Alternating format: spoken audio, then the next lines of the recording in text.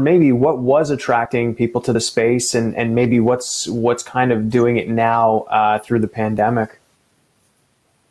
Yeah, so I think what was attracting people to the private lending space in the first point was, the high yields you can get in the space, especially relative to say traditional fixed income investments.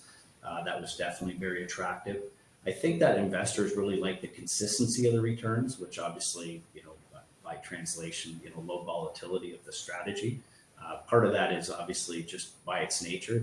These these instruments don't trade, so you don't have to worry about market sentiment pricing. But people like that. So consistency of returns and higher yields is definitely a few. I would say that amongst our I know our mindset and amongst a lot of our private lending peers on the street, most of the mindset is first and foremost to capital preservation, as opposed to return first. And I think that mindset of capital preservation first resonates quite well with investors. So I think that, is something quite attractive.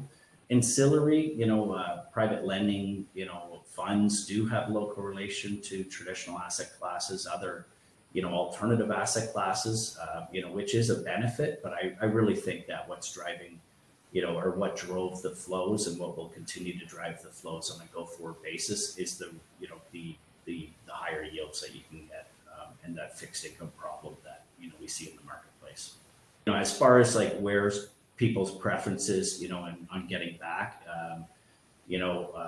post COVID, I would say that outside of distressed, which actually has been an attractive, something that institutionally has been getting a lot of flow. There is a lot of interest in, say, more conservative lending strategies. Stuff that's maybe higher up, in the capital stack, or backed by assets, things like that. So that seems to where people's interests lie.